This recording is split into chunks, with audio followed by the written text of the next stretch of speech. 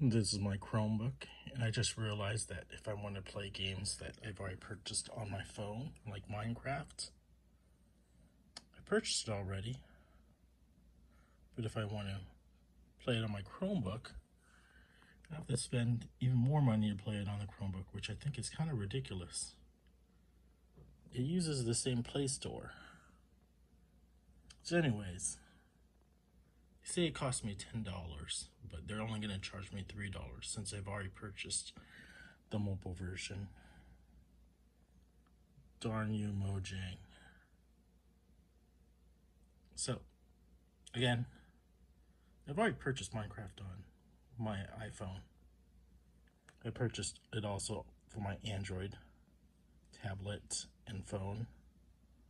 Now they want another $3 from me to run it on my Chromebook. Oh well, I didn't know that.